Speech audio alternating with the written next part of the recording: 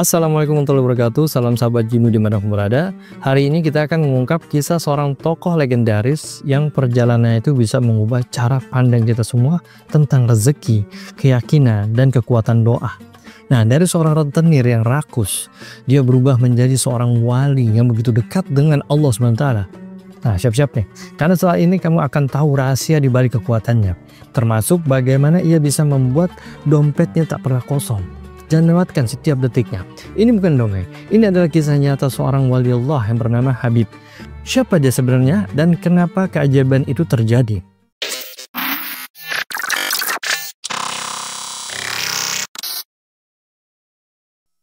Bismillahirrahmanirrahim. Jadi, dulu tuh ada seorang kaya raya yang namanya Habib. Tinggal di kota Basrah. Kerjanya cuma satu, keliling kota buat nagih utang. Nah, parahnya lagi, dia tuh pelitnya minta ampun. Kalau ada yang telat bayar, dia malah minta ganti rugi dengan alasan sepatu dia jadi aus lah dan lain-lain. Gila kan? Nah, suatu hari Habib datang ke rumah orang yang berutang. Tapi si bapak ini lagi nggak di rumah. Yang ada cuma istrinya. Suamiku lagi nggak ada di rumah, kata si ibu ini. Aku cuma punya leher kambing, mau gak? Habib yang lintah darat nih langsung mikir, lumayan juga nih.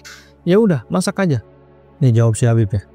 Tapi aku nggak punya minyak goreng nih, minyak goreng roti, kata si ibu ini. Habib pun pergi ambil minyak dan roti. Tapi dengan syarat si ibu ini harus bayar juga. Nah, kejadian aneh yang mengubah segalanya, waktu masakan hampir matang, tiba-tiba ada pengemis datang. Habib pun langsung ngusir nih si pengemis ini, langsung dibentak. Kalau kamu aku kasih makan, kamu nggak bakal kaya, justru kita yang bakal miskin. Si pengemis kecewa, tapi si ibu ini kasihan dan tetap mau ngasih. Begitu dia tutup panci, boom, isinya udah berubah menjadi darah hitam. Muka si ibu ini langsung pucat dan nangis. Ini semua gara-gara utangmu yang terkutuk dan kamu yang bentak pengemis, kata si ibu ini sambil nunjuk tuh ke isi panci. Habib kaget, hatinya langsung nyesek, rasa menyesal yang dalam banget. Wahai wanita, aku menyesali semua perbuatanku. Malu nih batinnya dah. Kemudian tobat ya.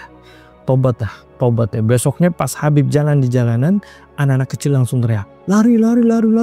Ada Habib lintah darat, nanti kita kena kutukan. Orang pada kabur. Kalau ngelihat Habib ini pada kabur. La ilaha illallah. Akhirnya dia pergi ke suatu tempat dan dengar lagi orang-orang ngomongin dia. Rasanya tuh sakit hatinya. Jantungnya kayak ditusuk-tusuk. Akhirnya dia sadar dan bertobat. Sejak saat itu Habib berubah total. Dia datangi orang-orang yang punya utang dan bilang, jangan lari. Dulu aku yang ngejar kamu. Sekarang aku yang akan menghindar.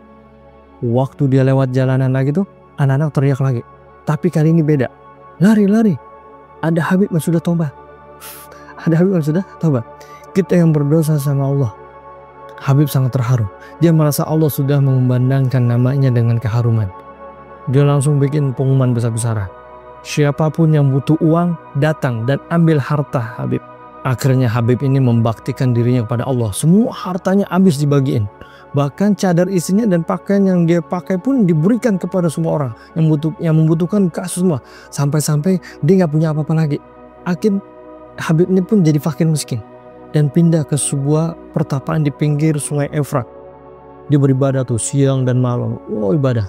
Tapi dia dijuluki Ajami alias si orang barbar karena nggak bisa hafal Al-Quran. Meskipun begitu, istrinya masih sering minta uang untuk kebutuhan rumah tangga. Ya wajar kan, namanya rumah tangga. Habib selalu menjawab, aku kerja sama seseorang yang maha pemurah. Dia janji bayar upahku setiap 10 hari sekali. Pada hari ke-10, Habib merasa cemas. Gimana kalau nanti malam aku pulang nggak bawa apa-apa? Bingung dia sama istrinya. Tapi tanpa dia tahu, Allah sudah mengirimkan utusannya ke rumah Habib. Ada yang bawa gandum, domba, madu, rempah-rempah, bahkan uang perak. Pesannya, jika engkau melipat gandakan jerih payahmu, kami akan melipat gandakan upahmu. Dasar luar biasa, Masya Allah. Akhirnya Habib ini pulang ke rumah. Habib kaget mencium bau masakan yang lezat. Istrinya menyambutnya dengan ramah dan bilang, suamiku, majikanmu itu baik banget. Dia ngirimin semua ini dan bilang kalau kamu kerja lebih keras, dia bakal kasih upah yang lebih banyak. Kaget nih Habib, terharu dan takjub. Baru 10 hari aku beribadah, udah dikasih rezeki sebanyak ini.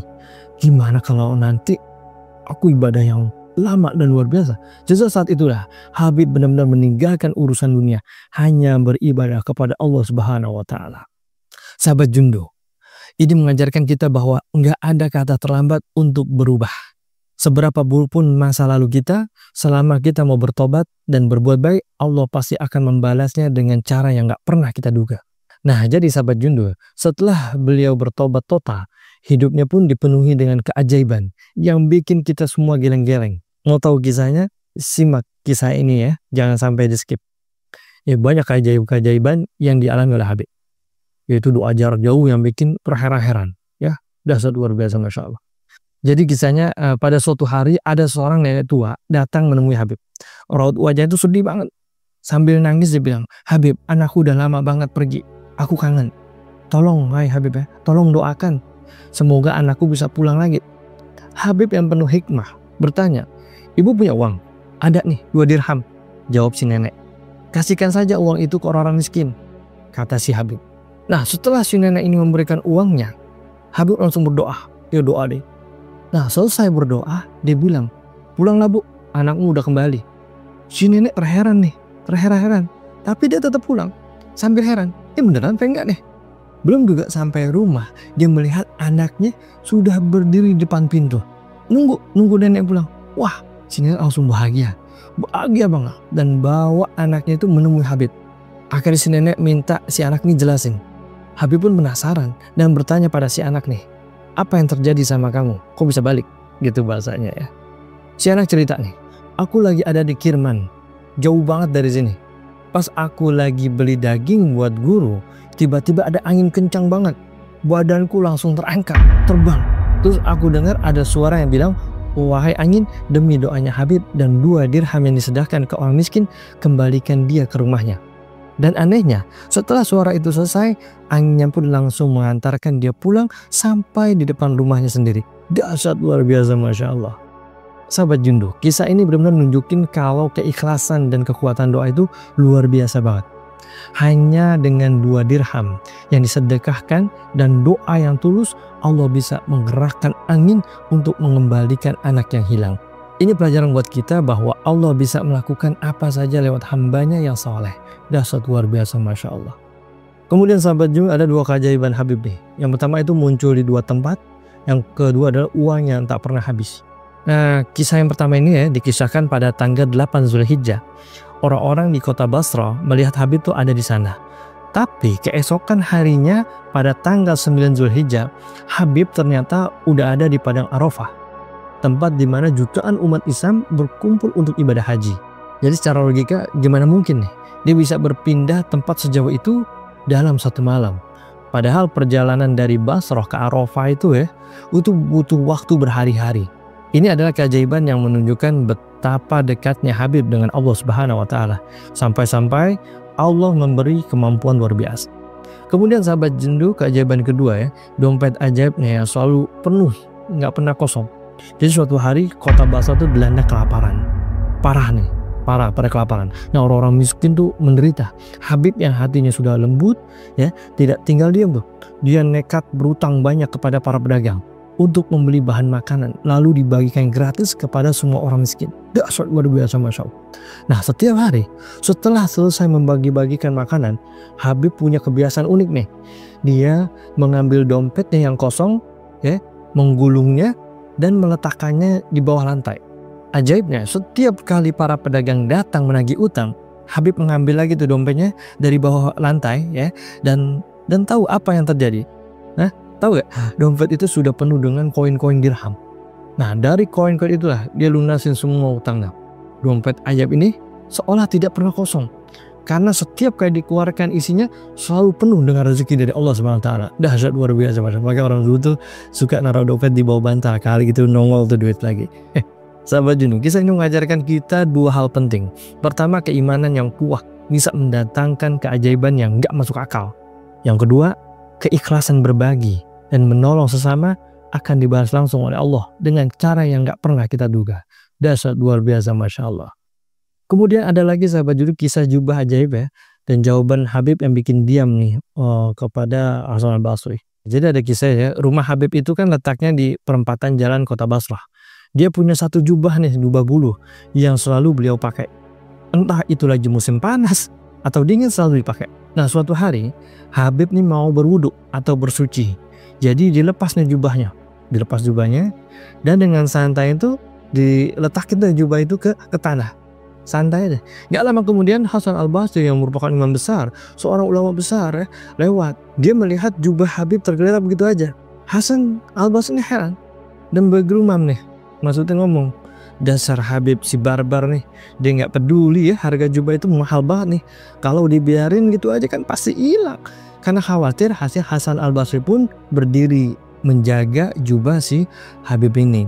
Kemudian setelah beberapa saat Habib kembali dengan setelah sholat, dia melihat ada Hasan Al-Basri gurunya berdiri samping jubahnya. Wahai imam kaum muslimin, kenapa anda berdiri sini? Kata si Habib. Hasan pun menjelaskan, Hasan Al-Basri menjelaskan, tahu gak kamu? Jubah mahal ini nggak boleh ditinggalkan gitu aja, nanti hilang.